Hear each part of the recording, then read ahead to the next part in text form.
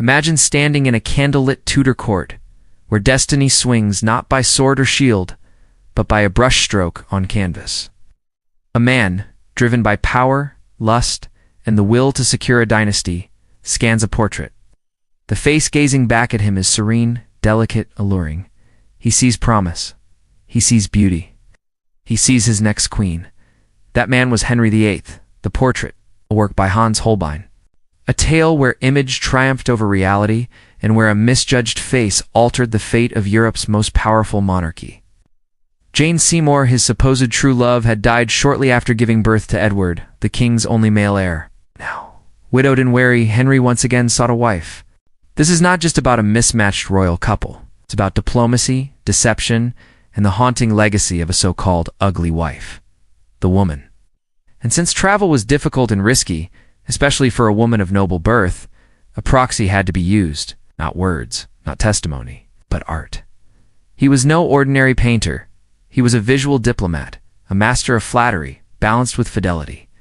She wore a rich Flemish gown, her features softened by the light brushwork. Her posture was modest, her eyes calm. Henry received the painting and was smitten. Her upbringing had been rigid, puritanical, and rooted in the stern Lutheran traditions of the German principalities. She was untrained in music, dancing, or witty repartee, all essentials in Henry's mind for a queen consort. Yet the portrait revealed none of this. But here begins the fall of illusion and the rise of disaster. Here, he thought, was his future queen, a woman of noble bearing and mild temper, unmarred by courtly scandals. He had already painted Henry himself in that iconic wide-legged stance, radiating power and grandeur. Now he was sent to Turin to do the same for Anne. The marriage had not even begun, and already Henry considered it a mistake. He called her the Flanders mare, a cruel reference to her supposed ungainliness. Whether this was fact, exaggeration, or personal projection is still debated by historians. But for Henry, whose ego was as tender as his leg wound, the offense was unforgivable. He burst into her chambers unannounced, expecting a romantic theatrical encounter like in tales of chivalric romance. On January 6, 1540, they were married at Greenwich Palace, but Henry could not consummate the union. He wanted beauty, yes, but also submission, elegance, entertainment, charm. Anne offered only what she had been raised with: obedience, humility, and political allegiance. He later claimed that Anne had bad smells and loose breasts, language that reveals more about his disgust than any medical truth. Anne of Cleves. Or had he simply painted Anne as she was dignified, reserved, but in a way Henry was too shallow or culturally blind to appreciate? But what if the painting lied? Or worse, what if it told the truth, but only to the wrong eyes?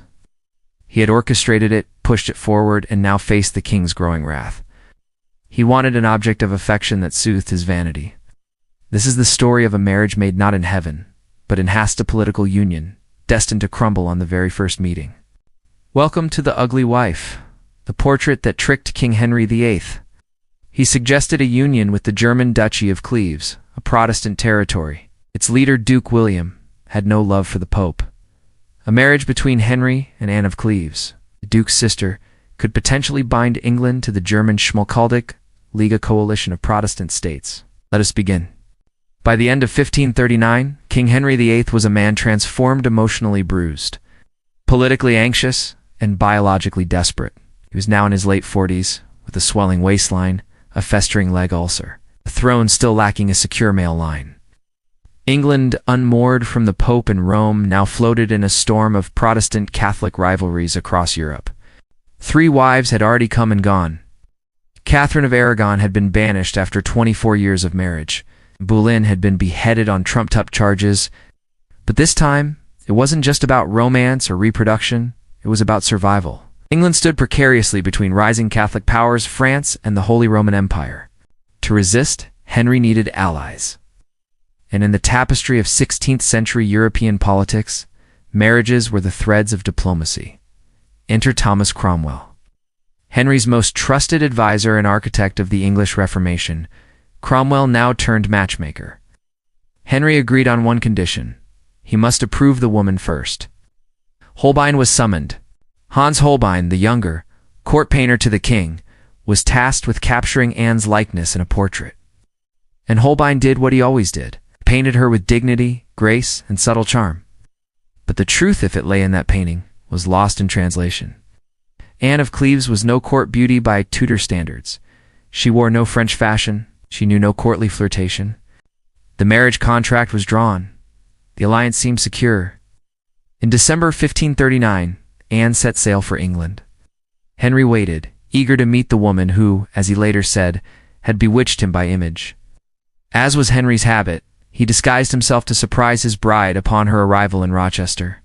But an unfamiliar with such customs, failed to recognize the king. She recoiled in confusion. Henry, deeply humiliated, left in fury. That moment, awkward, unrehearsed, painfully human, marked the first fracture in their fragile union. He turned to Cromwell and muttered bitterly, "I like her not." Still bound by statecraft, he proceeded with the wedding. And so began a royal marriage that was dead on arrival. Behind the scenes, Cromwell panicked. His position depended on this match. Holbein, too, came under scrutiny. Had he lied? Had he embellished? Damed. In truth, the fault lay not with the painting but with the viewer. Henry VIII, once the golden prince of Christendom, was now a paranoid, volatile monarch who mistook diplomacy for desire. But Henry didn't want a partner in politics. This first act, spurred by a brushstroke and shattered by a greeting, would set the tone for the briefest of royal marriages and the slow, tragic fall of Thomas Cromwell. And as for Anne, her story was only just beginning. If history has too often painted Anne of Cleves in shades of mockery and misfortune, it's time we set the record straight. She was no fool, and certainly not the ugly mare that Tudor legend mocks. And Maria of Jülichburg, a noble family that held power in the fragmented patchwork of German principalities. Her father was a strong supporter of Protestant reform, though not as radical as Luther himself. Her role was not only as bride, but as bridge between England and the Protestant princes of the continent. Anne's failure to play the romantic game offended Henry's vanity. But her reaction wasn't rudeness. It was cultural misunderstanding. Anne had not been raised in the pageantry of English courtship. Henry went through the motions, but his heart wasn't in it. According to later testimony, he could not consummate the marriage. Claimed repulsed him, citing her physical body, her breath, her unattractive habits. But historians question these complaints. To her, a strange man bursting into her chamber was not a sign of affection, it was a threat. On the contrary, ambassadors and observers described her as tall, fair, and respectable. Was she the most radiant woman in Europe? Likely not. But was she unattractive? The record suggests otherwise. Yet she walked into a court where her future husband had already turned cold. Unlike many noble women of the time, Anne's education was not steeped in humanist literature or classical music. But she must have felt the king's disgust, the whispers, the tension. Instead, she was trained in domestic management, needlework, and the art of piety. In truth, Anne of Cleves was never meant to be a romantic partner. She was a treaty in human form. But Henry, driven by ego and fantasy, rejected the reality before him. She was fluent in her native German, but spoke neither French nor English. She even outlived all of Henry's other wives. She expressed her willingness to comply, offered no resistance, and referred to him ever after as the king, my dear brother. Beneath the layers of misinterpretation, and emerges as one of the most shrewd, adaptable, ultimately fortunate women to ever wear even briefly the English crown, and played the long game of court intrigue. Many queens had, but Anne chose peace. She understood, perhaps better than anyone, the volatile man she had married, and the comfort of not having to share a bed with England's most unpredictable king. Viewers today gaze upon that same face that so enchanted a monarch, and they ask, she did not challenge him. She did not seduce him. She simply endeared him in when asked to leave. She did so with grace. Born in 1515, Anne was the daughter of John III, Duke of Cleves, in Hever Castle, and was declared the king's sister. She remained in England with status, wealth, and independence, a rare combination for any woman in that era, let alone a foreign divorcee. This lack of courtly refinement was not seen as a deficit in Cleves. There, Anne was a model noblewoman. Modest, obedient, humble. And Thomas Cromwell, who had orchestrated it, was not so lucky. But in Henry VIII's court, which prized wit, flirtation, and cultural polish, her demeanor was seen as backward, worse, dull. The journey from Durham to Dover was long and grueling, but Anne must have known her arrival was the beginning of something far larger than herself. The fateful meeting in Rochester, which Henry believed would resemble the moment Paris beheld Helen, fell flat. After that encounter, Henry's opinion of her soured irrevocably, yet unaware of his disappointment, continued with the marriage proceedings. She entered the court with dignity, engaging with courtiers, smiling as custom demanded, and taking lessons in English etiquette. She was aware of her limitations and tried to learn. The wedding day, January 6, 1540, was marked by opulence and obligation. After all, Holbein was known for his accuracy. No surviving evidence suggests that Anne was grotesque.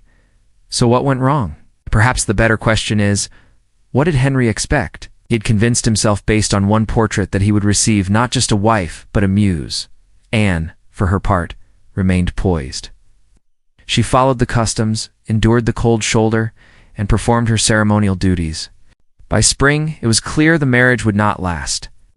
Here, Anne made the most critical decision of her life. She could have fought. She could have denied Henry's annulment petition, insisted on her rights. When Henry approached her, seeking a quiet dissolution, she did not protest. This single gesture saved her. On July 9, 1540, the marriage was officially annulled on the grounds of non-consummation and pre-contract with another suitor. Henry was freed. Anne was spared. Anne's reward was unique in Tudor history. She was granted a generous settlement, several estates including Richmond Palace. She attended court occasionally, formed friendships with Henry's daughters Mary and Elizabeth, and lived a quiet, dignified life, while others lost their heads. Literally, Anne of Cleves lost only a crown she never truly wore. Was it a tragedy or a clever escape? The truth is, Anne's intelligence lay not in ambition, but in self-preservation. In doing so, she became not just a footnote in Tudor history, but a model of royal survival. While Henry married again, this time to Catherine Howard, a young beauty who would later be beheaded for adultery, Anne enjoyed her freedom, her income, and though her marriage lasted only 6 months, her portrait still hangs in galleries. Was she really ugly? Or was she simply the wrong woman for the wrong king? Tone, informed, analytical, and richly descriptive, like an expert curator narrating a documentary.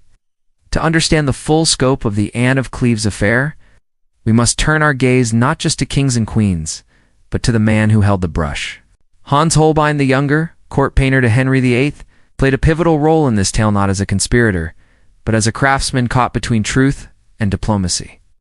Holbein was no ordinary artist. He was a Swiss-German painter trained in the humanist traditions of the Renaissance, steeped in the precision of line, the depth of expression, and the subtle interplay of character and setting. By the time he arrived in England, he had already built a reputation as a painter of insight, not flattery. That image, so ingrained in popular consciousness, was carefully engineered to project strength, virility, and divine right.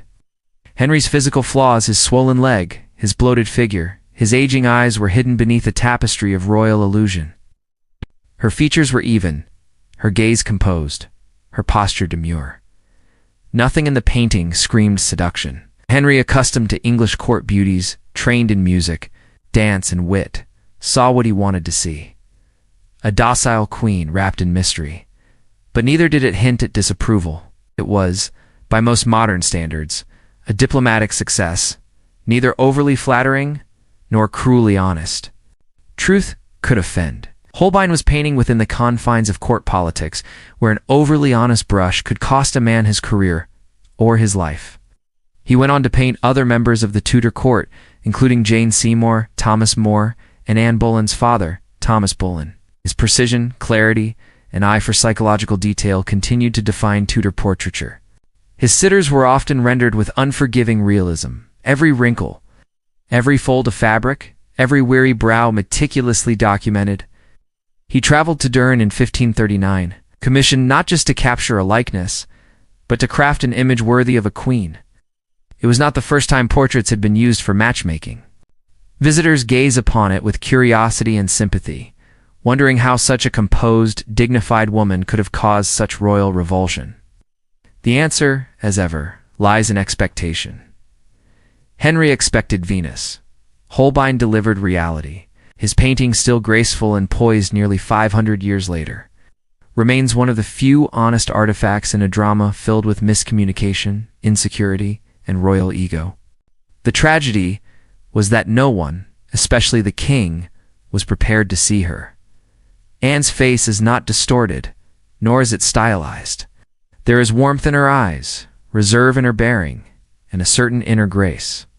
If Henry found her lacking, it says more about Henry's blindness than Holbein's brush.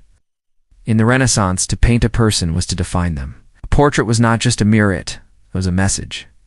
For royalty, it was both a tool of diplomacy and a shield of legacy. Kings and queens lived on in oils and panels, their likenesses sculpted for eternity. What Holbein painted was not Anne the woman, but Anne the bride, the ambassador, the political pawn. In fact, in an age before reliable travel and photography, painted likenesses were essential tools in marriage negotiations. Holbein could not paint the absence of flirtation, could not depict the stilted silence of a language barrier. He could not foresee how an English king would react to a German duchess who didn't play the game of courtly seduction. And yet Holbein was also a courtier. He knew that a portrait was not just art, it was politics. It was diplomacy. Nowhere was this more evident than in his famous portrait of Henry VIII, the towering, broad-shouldered king who fills the canvas with an air of invincibility. So when Holbein was dispatched to paint Anne of Cleves, the stakes were high. But here, accuracy was dangerous. Holbein approached Anne with professional restraint. He portrayed her seated, hands folded, dressed in elegant German attire. So why did Henry feel betrayed? Perhaps he misunderstood the portrait's intention. Holbein's Anne was not a romantic fantasy. She was a noblewoman of Protestant virtue, presented in the language of continental decorum. In this mismatch of expectation and reality, Holbein became the scapegoat. Later commentators wondered whether Holbein had betrayed his king. But such accusations ignore the realities of his profession. There is no record that Henry punished Holbein. In fact, Holbein remained in royal service until his death in 1543. But the Anne of Cleves portrait became his most controversial. In it, one can trace the fine line Holbein walked, between realism and diplomacy, between duty and discretion. And let us not forget, no portrait can capture tone of voice, cultural difference, or personal chemistry. Holbein's role, then, was not deception, it was translation. And in that translation, something was inevitably lost. This moment in history reminds us of the strange power of portraiture. Today, Holbein's portrait of Anne of Cleves hangs in the Louvre. In reality, in the distorted world of Tudor power, was never enough. In this episode of Brush and Crown, Holbein emerges not as villain or victim, but as a silent witness to a royal misfire. Holbein gave the world Anne of Cleves as she was. At the heart of every court, no matter how gilded, lies the peril of proximity to power. Few men learned this lesson more painfully than Thomas Cromwell. From blacksmith's son to royal vicegerent, he had maneuvered the dangerous terrain of Henry's court with unmatched skill. He engineered the dissolution of the monasteries, filled the royal coffers, and laid the bureaucratic foundations of the English Reformation. More than that, he was Henry's fixer, enforcer, and political visionary. Once the architect of Henry's most ambitious reforms, Cromwell rose like a meteor only to fall like Icarus, scorched not by the sun, but by the cold fury of a disappointed king. By the late 1530s, Thomas Cromwell was the second most powerful man in England. But in the Game of Thrones, the higher one rises, the closer one comes to the axe. The Anne of Cleves marriage was meant to be Cromwell's masterstroke.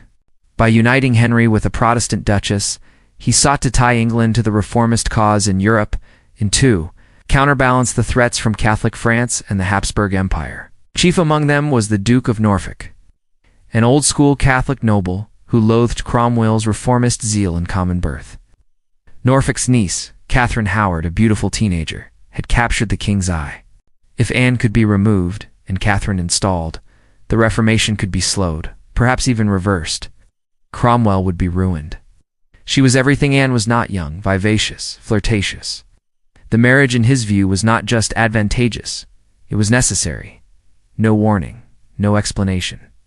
The king's men stormed in, tore off his Order of the Garter, and dragged him away. The charge, treason and heresy, is a real crime. Losing the king's favor? The political value of the alliance mattered little to a monarch who believed himself deceived. "My Lord Cromwell," he once fumed in private, "why hast thou so far mistaken me? I have meddled in so many matters under your highness," he wrote, "that I am not able to answer them all." But Henry did not respond. Those words, in the Tudor court, were fatal. Officially, the grounds were non-consummation, and Anne's previous engagement to the Duke of Lorraine. But everyone knew the truth. The marriage had failed not because of law or theology, but because Henry did not want Anne. Even brilliance could not save a man from a king who demanded loyalty, beauty, and obedience all at once. And when the illusion shattered, someone had to pay. And Cromwell had made him want her. And as Henry's sexual disappointment curdled into resentment, Cromwell's position became increasingly fragile. His final words were humble, penitent, and dignified. On that very same day, Henry VIII married Catherine Howard. It signaled that no one, no matter how essential, was safe from the whims of the king. It also marked a turning point in the Reformation. Without Cromwell's administrative genius and ideological fervor, the Protestant cause in England lost its most capable champion. But Cromwell underestimated one thing: Henry's pride. Privately, he confessed that the execution had been a mistake driven by court gossip and his own rage. But by then, it was too late. The man who had once called Cromwell "my most faithful servant" had consigned him to history's scaffold. When the king laid eyes on Anne and recoiled, Cromwell's plan began to collapse. Still, for a time, he tried to steady the ship. Even after the disastrous first encounter, Cromwell pushed ahead. He oversaw the marriage negotiations, prepared the legal instruments, and reassured the king that Anne was a worthy bride. He relied on Holbein's portrait, on reports from ambassadors, on the logic of alliance building. But he failed to factor in Henry's changing tastes and his mercurial temperament. By spring of 1540, Henry had turned icy, began to speak openly of his regret. Cromwell's enemies, long waiting for his fall, now moved in. And she was Catholic. For Norfolk and his faction, this was their moment. Henry, now infatuated with Catherine and thoroughly disillusioned with Anne, was ready to listen. The end came swiftly. On June 10, 1540, during a Privy Council meeting, Thomas Cromwell was arrested. From the Tower of London, Cromwell penned desperate letters to Henry, begging for mercy, professing loyalty. Cromwell had been too useful for too long. Now, he was too dangerous. On July 28, 1540, Thomas Cromwell was beheaded at Tower Hill. It was a macabre symmetry. The strategist who forged a political marriage was executed as the king sealed a passionate one. And yet Cromwell's death was more than personal revenge. It was a warning. In the years that followed, Henry would mourn Cromwell's absence. As for the Cleves, Margate was annulled just days before Cromwell's death. Thus, Cromwell died not for treason, but for matchmaking. His fall reminds us that power in the Tudor court was never secure. Thomas Cromwell paid with his life. In the wake of Anne of Cleves' departure and Thomas Cromwell's bloody fall, Henry VIII once again turned his heart and his courtward romance. The object of his affection this time was not a diplomatic ally or a political chess piece. She was no foreign duchess or pious reformer. She was, instead, the embodiment of youthful beauty, courtly charm, and seductive danger. Catherine Howard. Catherine's sudden rise to queenship was as meteoric as it was doomed. She was born around 1521, the daughter of Edmund Howard, a younger son of the Duke of Norfolk. That made her a niece of the Duke himself, one of the most powerful men in England, and a key architect of Cromwell's fall. Unlike Anne of Cleves, who was raised in the austere traditions of German Protestantism, Catherine grew up in a lively, undisciplined household. At just 16 or 17, she was more than 30 years Henry's junior. For Henry, she was not a queen to secure alliances. She was an elixir of youth, a fantasy made flesh. He was old, sickly, and paranoid. She was radiant and unburdened by courtly grief. It was as if Henry sought to cleanse the court of all unpleasantness. The failed marriage, the unpleasant politics, the adviser who had displeased him. She was generous to her ladies, affectionate with Henry, and mindful of courtly appearance. But she was also restless. The king, by now morbidly obese and plagued by his ulcerous leg, could not match her youthful energy. The court whispered that the queen's household was too lively, too familiar, too indulgent. In Catherine, he saw rebirth. She called him my sovereign lord, called her my rose without a thorn. Francis Dereham was tortured, then executed, his body dismembered in the most gruesome Tudor fashion. Culpeper suffered a similar fate. Evidence of her premarital relationships with Mannix and Dereham began to surface. According to chroniclers, she asked for the execution block the night before, practicing how to place her head. Her final words: "I die a queen, but I would rather have died the wife of Culpeper." Anne, mature and politic, survived her rejection by yielding. Catherine, youthful and reckless, embraced the passion of court life and paid with her life. One played the queen and lost the crown but kept her head. The other wore the crown but never grasped the stakes. Worse still, allegations arose that she was involved in an affair during her queenship with Thomas Culpeper, a gentleman of the king's privy chamber. Music, dancing, flirtation, these were her studies. The young ladies of the Duchess's ward were unsupervised, and Catherine, still in her early teens, became entangled in early romantic liaisons. But to Henry she had committed the ultimate betrayal, not just of marriage, but of image. The rose without a thorn had pricked him. Her lineage was noble, though her upbringing was far from regal. He wept. He raged.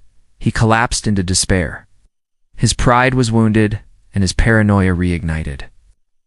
After her father died in debt and obscurity, Catherine was sent to live in the household of her step-grandmother, the Dowager Duchess of Norfolk. It was there, amidst the glittering halls of Greenwich and Hampton Court, that she caught the king's eye. And Henry, wearied by politics and increasingly obsessed with vitality, was spellbound. There she received what might charitably be called an informal education. Among them was Henry Mannix, her music teacher, and later Francis Dereham, a more serious suitor who referred to Catherine as his wife. These relationships, however innocent they may have seemed at the time, would later become the kindling that lit a royal pyre. By 1539, Catherine was brought to court to serve as a lady-in-waiting to Queen Anne of Cleves. Catherine was everything Anne was not: flirtatious, stylish, energetic. The contrast between Anne and Catherine was stark and deliberate.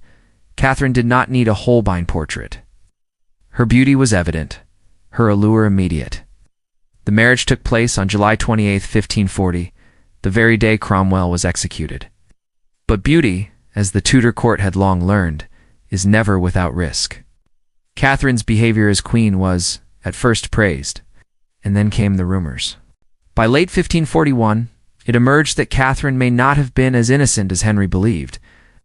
To modernize, Catherine was a teenager, navigating a web of lust and manipulation in a world that used women as currency. In November 1541, Archbishop Cranmer presented the evidence.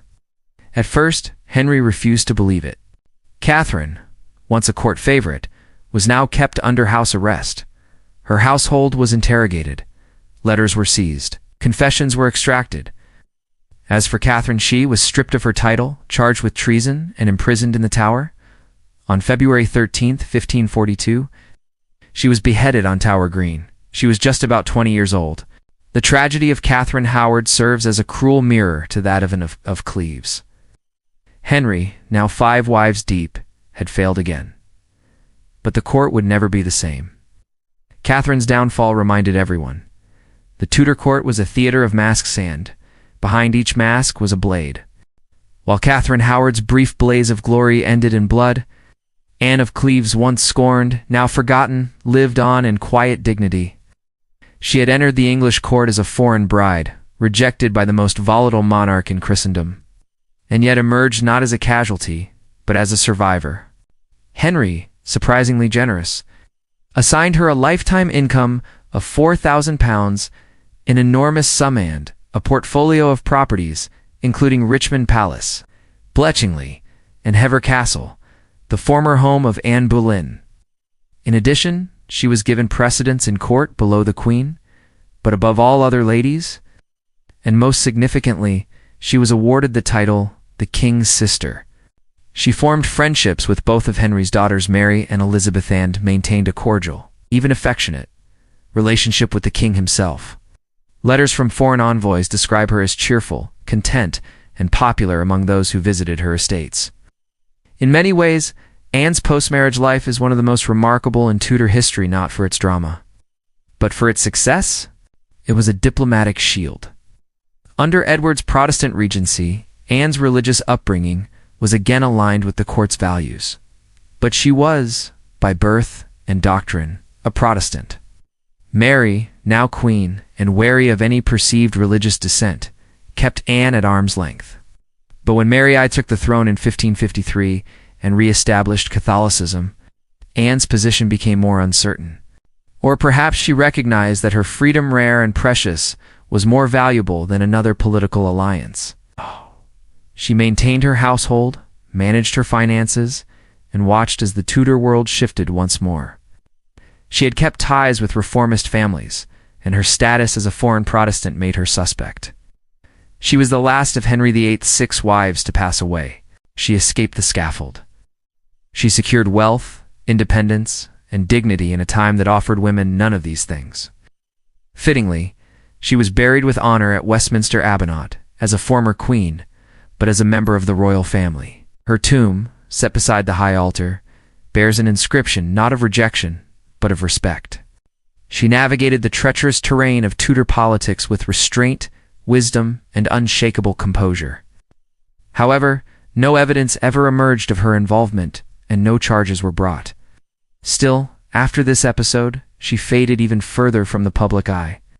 By naming Anne his sister, Henry preserved her status and allowed her to remain within England's aristocratic sphere, without the burdens or dangers of courtly expectation. She was now untouchable by scandal and irrelevant to succession. Anne of Cleves offers no scandal, no seduction, no bloody end. Her story does not fit the mold of tragic queenship, but therein lies her quiet power. She did not have to bear an heir, entertain a king, or appease political factions. Her role was ceremonial, her presence respected, her past marriage treated with the soft veil of mutual agreement. In an era where women were tools of diplomacy or cautionary tales, Anne was uniquely neither: free, wealthy, and independent. After Henry's marriage to Catherine Parr in 1543, Anne's position at court became more peripheral. She attended major ceremonies such as Edward VI's coronation, but largely withdrew from public life. This suited her temperament. She was not a political animal, nor a woman of grand ambition. She enjoyed gardens, embroidery, and the relative peace of her estates. Following the annulment, in July 1540, Anne was granted a settlement that would have made many queens envious. This was no mere courtesy. Anne adapted quickly. She remained in England, never returning to Cleves, and quickly learned the language. Unlike other women of Henry's court, Anne no longer had to fear the axe. There were moments, however, where her fortunes wavered, yet she remained astute. When Henry died in 1547, and the young Edward ascended, Anne's generous settlement was maintained. After all, Anne had once befriended Mary, and been kind to her in the darker days of Henry's reign. During Wyatt's rebellion in 1554, a Protestant uprising against Mary's marriage to Philip of Spain, and was briefly suspected of sympathy. She would never marry again. Though her brother, the Duke of Cleves, and other suitors occasionally suggested remarriage, Anne declined. Perhaps she had tasted enough of royal matrimony. Lived quietly through the reign of Mary I, witnessing England's brief return to Catholicism and the persecution of Protestants. Anne of Cleves died on July 16, 1557, at the age of 41, at Chelsea Old Manor. History tends to overlook what it cannot sensationalize. She survived Henry VIII. She outlived every one of his other wives. Was she a failed queen? Or was she the most successful of them all? Anne's life, viewed not through the lens of romance but of survival, reveals a woman who knew when to fight and when to step back. and perhaps that is why she has endured not in legend, but in legacy. Why, we must ask, did Anne of Cleves, dignified, intelligent, composed, earn the cruel title of the ugly wife? Why has history been so unkind to a woman who committed no crime, incited no scandal, and bore her misfortune with grace? The answer lies not in Anne's appearance, but in the lens through which she was viewed. The Tudor gaze. That gaze was filtered through the eyes of a king, sharpened by court expectations and distorted by cultural assumptions. Multiple ambassadors described her as tall, fair-skinned, and stately. Her manners were proper, her bearing regal. Even her portrait by Holbein, commissioned by Henry himself, reveals a woman of clear, symmetrical features and understated elegance. In a world where power was often reduced to pageantry, and where female value was appraised by youth and beauty, Anne's failure was one of perception, not reality. By all reasonable accounts, Anne of Cleves was not ugly. What Henry called ugly might, in another court, be described as virtuous. For centuries, Anne of Cleves was dismissed in textbooks and dramatizations as the ugly wife, a simplistic, unfair reduction of a complex, capable woman. Her story was overshadowed by the scandal of Boleyn, the tragedy of Seymour, the horror of Howard. In truth, she succeeded in the most critical task for any courtier in a dangerous monarchy. She survived. She navigated rejection without humiliation, secured her dignity without conflict, and even maintained royal favor after losing the king's affection. What he found unappealing was, in fact, a mirror reflecting his own disappointment, not her failure to please. So why did Henry recoil? She was not a martyr, nor a seductress, nor a power broker. She did not produce heirs or wield political influence, but she carved out a life of comfort and autonomy in an era that offered little of either to women. In this case, we accepted the judgment of a king known for his caprice, his insecurity, and his need for control. That this king's word has defined an IV generation speaks less to her and more to us. And for that, she was rewarded not only with wealth and survival, but with the rare gift of peace. In doing so, Anne of Cleves emerges not as a discarded failure, but as a woman ahead of her time. Her clothing was heavy and Germanic, her demeanor reserved. In contrast to the French-influenced graces of Catherine of Aragon or the courtly spark of Anne Boleyn, Anne of Cleves was seen as dull, provincial, and awkward. Part of the answer is personal. By the time of their meeting, Henry was nearly 50, plagued by obesity, chronic leg ulcers, and increasing paranoia. Anne's ability to read the room, to withdraw when others pursued, to accept her place with grace rather than desperation, reveals a strength that eluded many of her peers. Yet he still saw himself as the handsome prince he once was. Much of what we know about her comes through official records, ambassadorial reports, and royal correspondence. She remains, in many ways, a silent figure in a noisy court. He wanted a queen who would reflect his fantasy, not his reality. An unversed in flirtation and unaware of the theatrical demands of English courtship, failed to play the part. But there's a deeper layer. Anne's foreignness made her a stranger in a land obsessed with familiarity. She didn't speak English fluently.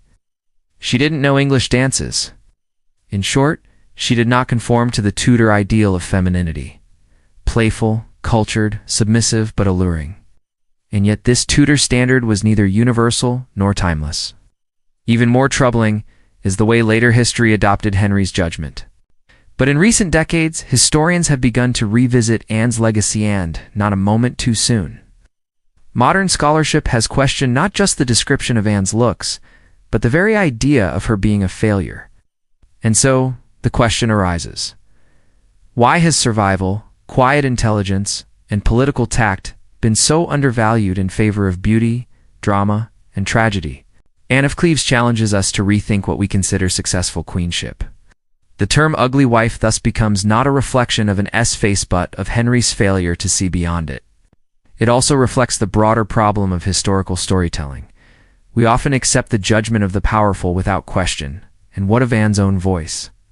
We have no memoirs, no personal letters of intimacy, no speeches, but sometimes silence is not weakness, it is wisdom. Her very presence at court after the annulment was a political act. She modeled dignity in retreat, integrity in compromise. In the modern era, we have begun to peel back the layers of these royal women, to ask deeper questions about how they were shaped and misjudged by the men who wrote their stories. She deserves more than a footnote. She deserves a name, a voice, and a face free from caricature. So let us say it clearly. Anne of Cleves was not the ugly wife. She was the underestimated one.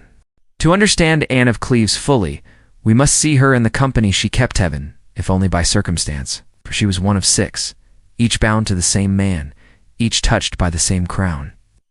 And though Henry VIII's 6 wives were born in different lands, raised in different faiths, and met vastly different ends, Spanish-born, proud and devout, she was Henry's wife for more than 2 decades. Sharp, witty, and ambitious, she captured Henry's heart and helped ignite the English Reformation. But the same qualities that drew Henry to her in her mind, her independence, her refusal to yield, would soon turn against her. No scandal. A teenager plucked from obscurity and thrust into the most scrutinized position in England. She paid dearly for her inexperience. The 6th and final queen. Educated, moderate, and politically astute, she was more a caretaker than a romantic partner. She nursed the aging king, reconciled him with his daughters, and survived accusations of heresy. After Henry's death, she remarried for love, but died in childbirth soon after. Hers was a life of balance and negotiation, walking the line between submission and intellect. Then Anne of Cleves is the crack in the glass, a quiet refusal to shatter, a reminder that not every royal tale ends in tragedy or triumph. Her affair with Thomas Culpeper, whether love or desperation, cost her everything.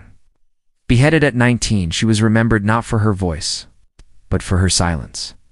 "I'd die a queen, but I would rather have died the wife of Culpeper. No children. No tragic end. Just 6 months of marriage and a lifetime of survival." She was the only wife to see Henry's love turn cold without it becoming lethal, and though mocked, she endured. While Catherine Howard lost her head, Anne of Cleves kept hers, and her properties, her freedom. But Anne of Cleves defies these molds. She was a queen without a reign, a wife without a wedding night, a foreigner who became family. When she failed to bear a son and became entangled in court intrigue, she was accused of adultery and treason. Her beheading in 1536 marked one of the most shocking moments in royal history. Yet Anne's legacy lived on through her daughter, Elizabeth I. She gave him a daughter, Mary, and withstood years of rejection and humiliation rather than concede the legitimacy of their bond. Her downfall was political, not personal. Henry's obsession with a male heir, and Anne Boleyn's allure drove him to divorce. She lived through Henry's reign, not as a victim or victor, but as a quiet constant. Even after their annulment, he continued to refer to her affectionately. She was invited to court, remembered in his will, and honored in death. She reminds us that power can be found not only in action, but in restraint. That survival, too, is a form of triumph. Catherine lost her crown, but not her moral authority. Even her enemies acknowledged her dignity. Together, they tell a singular story of what it meant to be a woman in the court of the most dangerous husband in English history. Let us pause to compare, not to rank their virtue or beauty, but to examine how their lives intertwined with Henry's ambitions, moods, and fears. Quiet, obedient, and traditional, she was cast as the peacemaker. She gave Henry what no one else had, a son, the future Edward VI, but she paid with her life, dying of postnatal complications only days after his birth. Henry always spoke of her with reverence, perhaps because she died before disillusionment could set in. In death, Jane was elevated as the perfect wife, a title that reveals more about Henry's desires than Jane's actual voice or will. Catherine of Aragon, the first queen, stood as a symbol of dynastic unity. Anne Boleyn, by contrast, brought fire to the throne. Jane Seymour, the third queen, seemed the antithesis of Anne. Then came Anne of Cleves. Catherine Howard, Henry's 5th wife, was all youth and impulse. And finally, Catherine Parr. Each of these women reflects a different facet of kingship and queenship duty, rebellion, sacrifice, cunning, loss. But Anne of Cleves is the anomaly. She is the only one whose story did not end in blood or bitterness, and she holds a unique place in Henry's own memory. While he cursed Anne Boleyn and grieved Jane Seymour, he never denounced Anne of Cleves. In modern retellings, we often divide Henry's wives into neat categories: the betrayed, the executed, the beloved.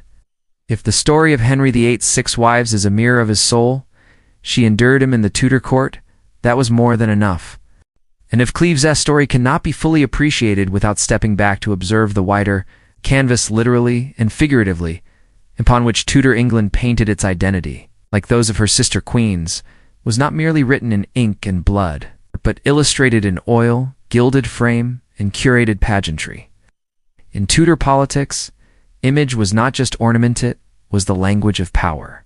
This was a world in which portraits were not simply likenesses, but declarations of status, piety, fertility, and strength. Holbein's 1537 masterpiece, the colossal full-length portrait of Henry, standing broad-legged in ornate armories, perhaps the most recognizable royal image in European history. It was less a portrait than a monument. Gone was the youth who jousted and played the lute. This was a god-king arms akimbo, radiating unassailable force. They were silent speeches designed to be seen, remembered, and interpreted. For monarchs and nobles alike, art was strategy. These images filled his palaces, lined the halls of his supporters, and were gifted to foreign ambassadors. They shaped perception more powerfully than any proclamation. No king understood this better than Henry VIII. The success or failure of a marriage could hinge on a color, pose, a softly arched eyebrow. Beauty was political capital, and the control of one's image could determine survival. Because she lacked beauty, but because she lacked the theater Henry demanded. Her image had made promises she had not authored. Queens were trophies, symbols, emblems of alliances, and legitimacy. Their portraits were tools flattering, idealized, edited to please a single viewer. Rarely were they invited to speak, to negotiate, to shape their own story. Their silence on canvas mirrored their expected silence in life. Holbein's painting of Anne was not just an artistic task. It was a political mission. That moment reveals just how dangerously powerful portraiture had become. If art could inspire love, it could also invite blame. She did not cling to power, nor challenge the king's authority. And sometimes, the most enduring power is not to rule, but to endure. She did not fade into obscurity, nor become a recluse. She used the illusion of failure as a mask for survival. Behind it, she cultivated freedom. Holbein, though never punished, never again painted a royal bride. A marriage negotiation without a face was a gamble. With a portrait, it became a courtship. And through each image, we are invited to ask, how was she seen? How did she want to be seen? And how do we, centuries later, see her now? And in Holbein's brush, Anne became a potential queen. The king's own image was ruthlessly controlled. His portraits projected invincibility and vigor long after those qualities had faded. Henry used such portraits as propaganda to project strength to his enemies, fertility to his subjects, and divine sanction to his doubters. Now consider Anne of Cleves. It stares back at us not in shame or sorrow, but in resilience. It is the face of a woman who navigated a court that destroyed so many others, a woman who was defined by a painting, then defied its constraints. She too was first introduced to Henry onto England through portraiture. But when reality failed to meet royal expectation, it wasn't only the woman who was questioned, it was the painter. This episode reminds us that in Tudor England, the truth mattered less than appearance. Yet Anne's story also shows us the limits of that control. Holbein painted her with care and restraint. But Anne, when she arrived in England, could not live up to the image that had preceded her. Not there is. 2. A deeper lesson here, that women in Henry's court were often reduced to visual tokens. Anne, however, broke that mold, gently, quietly, and with remarkable foresight. She took the portrait's promise and reimagined it on her terms, and that freedom became its own form of legacy. Today we study Anne not just through written records, but through visual cues: Holbein's, portrait, sketches, even commemorative windows. Perhaps that is Anne's final triumph. Though she never gave a speech or ruled a court, though she left no son or dynasty, her image remains. In that defiance lies her quiet revolution. She teaches us that not all legacies are loud. Some are whispered through brushstrokes, etched in margins, and glimpsed in the stillness of a gallery. History is often a stage crowded with loud voices. Kings, generals, martyrs, and revolutionaries dominate the script. And then, tucked away in the wings, are those whose influence was subtle, strength lay in silence, and whose survival tells a story louder than any battle cry. Anne of Cleves was one of those voices. She was introduced not in person but in paint. Her value was calculated by foreign ministers, her worth assumed by a king who judged her by a canvas. When Henry cast her aside, she did not crumble. She did not beg, accuse, or protest. She adapted, she observed. And she negotiated one of the most advantageous exits in Tudor history. And yet, when she arrived in England, she did not meet expectation. She met something far more dangerous: disappointment. She entered English history as a diplomatic bride, a pawn in the power games of men. As the king's sister, she carved out a unique place in the royal world, honored, independent, untouchable. She maintained friendships with Henry's children particularly. Elizabeth and Mary, who saw in her a figure of gentle stability in a court often racked by chaos. Others in her position might have fought back. Some had. Anne Boleyn defended herself with wit and fury. She watched from her quiet estates as Edward rose and fell, as Mary's fires burned, as Elizabeth's star began to rise. She died in peace, on her own land, in her own bed. Something rare indeed in the House of Tudor, in fact. He left her a legacy in his will, and ensured she retained her estates and income. Her portrait by Holbein now hangs not as evidence of a failed match, but as testimony to a woman who deserved more than a king's passing glance. A label based on a king's bruised ego and a culture obsessed with appearance. In these modern retellings, Anne is no longer the ugly wife. She is the clever wife, the survivor, the lucky one, and most importantly, the one who walked away. In a court that celebrated spectacle, she chose quiet. In a dynasty drenched in blood, she chose life. Anne became a footnote. The wife who failed, the bride who was annulled, the face that didn't match the frame. She's the only one of his wives buried in Westminster Abbey, who did not die a queen, but is remembered as royal nonetheless. Catherine of Aragon invoked canon law in her own royal blood. Catherine Howard, unprepared for the storm, drowned in it. A reminder that worth is not always visible, that power does not always shout, and that dignity once claimed can never be taken. Anne, however, chose another path. To be rejected by a king and still be invited to dinner, that is no small feat. But Anne of Cleves did more than preserve her life. She preserved her identity. Even Henry, known for turning affection into fury, never spoke against her again. And yet, for centuries, her story remained obscured, trivialized by the label the ugly one. But in truth, Anne of Cleves did not fail. She succeeded at the one thing none of Henry's other wives could: surviving him. She lived through the executions, the religious upheavals, the dynastic crises. In the 21st century, historians and audiences are finally rediscovering, and not as a discarded bride, but as a model of intelligence, humility, and endurance.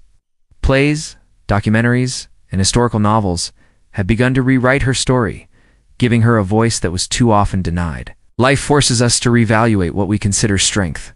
In the ruthless world of Tudor politics, where beauty was currency and obedience expected, Anne chose self-respect. And maybe that is why her story matters now more than ever. In an age still ruled by appearances, where judgments are made with speed and harshness, Anne's life is a quiet resistance. She was an of Cleves, not the ugly wife. It's not the forgotten queen, but the woman who turned rejection into freedom, the woman who smiled, bowed, survived. The story of Anne of Cleves is not merely about a failed marriage. It is about how perception shapes destiny, how silence can wield strength, and how survival can outshine glory. We began with a portrait, Holbein's image of a German noblewoman sent to charm a king. That portrait, elegant and restrained, ignited one of the most curious chapters in Tudor history. Each played their role in the volatile drama of Henry's court, but only an endured without blood, scandal, or despair. Henry rejected and annulled the union, and executed the man who arranged it, Thomas Cromwell.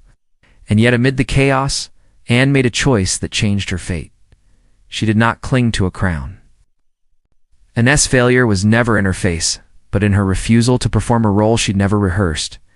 And yet, through quiet wisdom, she redefined what success meant in Tudor England. Of rewriting one's story when the world refuses to listen. In doing so, she secured something rare and priceless: her life, her wealth, and her peace. She was a woman who understood when to bend and when to stand still. A woman who turned a king's rejection into personal victory. A woman who reminds us that there is power in humility and triumph in restraint. Henry VIII, swayed by paint and fantasy, expected beauty and romance. Instead, he found reality and recoiled. What followed was not a royal love story, but a diplomatic embarrassment. We explored the women who shared Anne's stage Catherine of Aragon's dignity. Anne Boleyn's fire, Jane Seymour's sacrifice, Catherine Howard's tragedy, and Catherine Parr's intellect. We examined the power of image in a world where portraits dictated policy, and women were often reduced to ornament. Anne of Cleves challenges us to see beyond the myth. She was not the ugly wife. In the end, her legacy is not one of heartbreak or humiliation. It is a legacy of grace, of survival. And in that legacy, Anne of Cleves is not just remembered. She is redeemed.